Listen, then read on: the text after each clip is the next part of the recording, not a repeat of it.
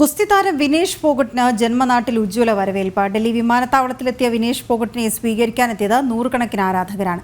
സ്വീകരണത്തിനിടെ വികാരാധീനയായ വിനേഷ് എല്ലാവരോടും നന്ദി പറഞ്ഞു.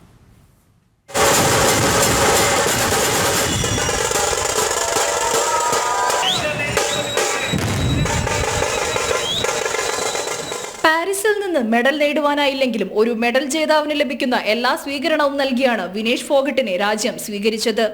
ഡൽഹി അന്താരാഷ്ട്ര വിമാനത്താവളത്തിലെത്തിയ താരത്തിന് ഗംഭീര സ്വീകരണമാണ് ബന്ധുക്കളും മറ്റ് ഗുസ്തി താരങ്ങളും നാട്ടുകാരും ചേർന്ന് ഒരുക്കിയത്. സാക്ഷി മാലിക്, ബജ്രംഗ് പൂനിയ എന്നിവരും വിനേഷിനെ സ്വീകരിക്കാനെത്തിയിരുന്നു. എല്ലാവരോടും നന്ദിയെന്ന് പൊട്ടിക്കരഞ്ഞുകൊണ്ട് പ്രിയതാരം പ്രതികരിച്ചു.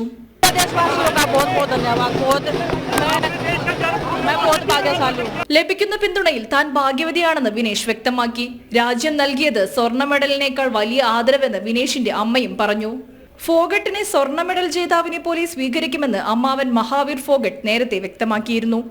അതേസമയം അന്താരാഷ്ട്ര കായിക തർക്ക പരിഹാര കോടതി അപ്പീൽ തള്ളിയതിന് പിന്നാലെ വിരമിക്കൽ പ്രഖ്യാപനം നടത്തിയ താരം ഗുസ്തിയിലേക്ക് തിരിച്ചുവരുമെന്ന സൂചന നൽകി.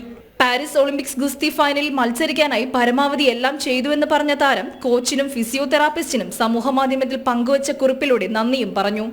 സ്പോർട്സ് ഡെസ്ക്, ജനം.